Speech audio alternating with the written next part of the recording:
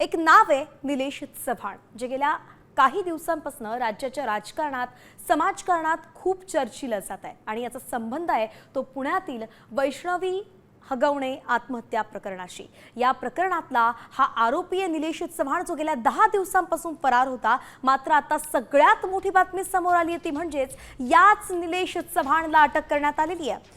फरार निलेश चव्हाणला नेपाळमधून बेड्या ठोकण्यात आल्यात। वैष्णवीच्या आत्महत्येनंतर निलेश चव्हाणकडेच बाळ होतं। वैष्णवीचे आईवडील बाळाला घ्यायला गेले होते, मात्र निलेशनं बंदूक दाखवून त्यांना धमकावलं होतं असा आरोप वैष्णवीच्या आईवडिलांनी केलेला आहे। अखेर या निलेशला नेपाळमधून अटक करण्यात आली आहे। आज रात्री 2 वाजता निलेश चव्हाणला पुण्यात आणलं जाणार आहे।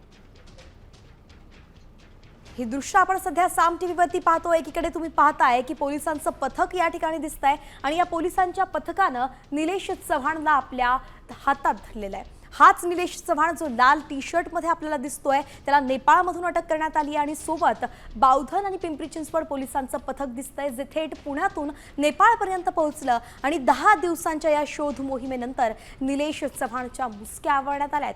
आज त्याला पुण्यात आणलं जाणार आहे। रात्रीच नेपाळमधून ते पुण्यासाठी रवाना होणार आहेत। उद्या ते पुण्यामध्ये पोहोचतील, त्यानंतर बावधन पोलीस पुढची कारवाई करणार आहे। निलेश चव्हाणवरती एक नाही तर अनेक गंभीर स्वरूपाचे गुन्हे आहेत, त्याच्यावरती आरोप करण्यात आले। स्वतःच्या बायकोने सुद्धा अनेक गंभीर स्वरूपाचे आरोप केलेत, तर इतर महिलांचेही आरोप आहेत।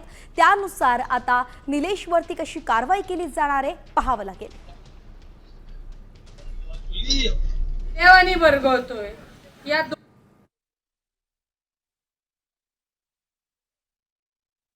दरम्यान निलेश चव्हाणला नेमकं अटक कशी करण्यात आली आहे आपण ग्राफिक्सच्या माध्यमातून पाहूयात।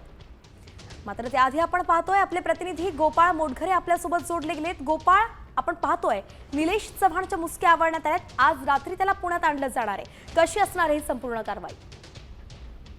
एकूणच निलेश चव्हाण हा परराज्यात फरार झाला होता आणि 25 मेला त्यानं नवी दिल्लीवरून गोरखपूर असा प्रवास केला होता आणि गोरखपूर मार्गे तो नेपाळ मार्गे म्हणजे विदेशात पळून जाण्याचा प्रयत्न करत होता।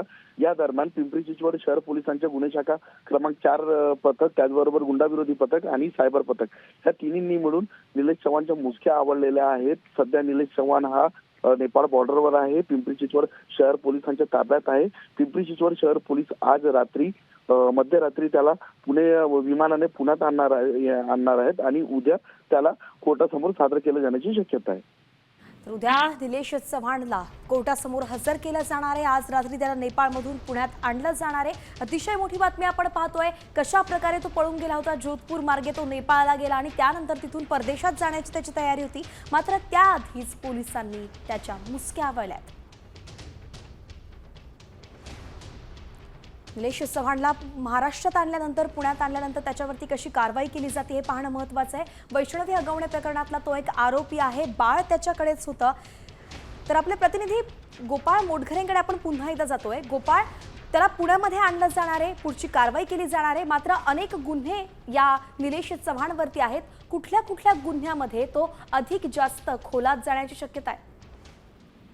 वैष्णवी, मुळात जेव्हा हा जो निलेश चव्हाण आहे याची स्वतःची एक गुन्हेगारी पार्श्वभूमी आहे। त्याच्या पत्नीने देखील त्याच्यावरचा आरोप केलेला आहे आणि मुळात जेव्हा वैष्णवी हगवणेने आत्महत्या केली होती त्याच्यानंतर संपूर्ण महाराष्ट्र हळहळ करत होता आणि यात अतिशय वेदनादायक म्हणजे जे हगवणे कुटुंबीय होते, हगवणे कुटुंबियांनी वैष्णवीच्या बाळाला ह्या निलेश चव्हाणच्या कस्टडीमध्ये ठेवलं होतं आणि जेव्हा वैष्णवीचे जे माहेरचे लोक बाळाला घेण्यासाठी जेव्हा निलेश चव्हाणकडे गेले होते त्यावेळेस त्याने त्याला त्याच्या कुटुंबियाला बंदुकीचा धाक दाखवत त्यांना हुसकावून लावलं होतं आणि बाळ देण्यास कुठेतरी नकार दिला होता।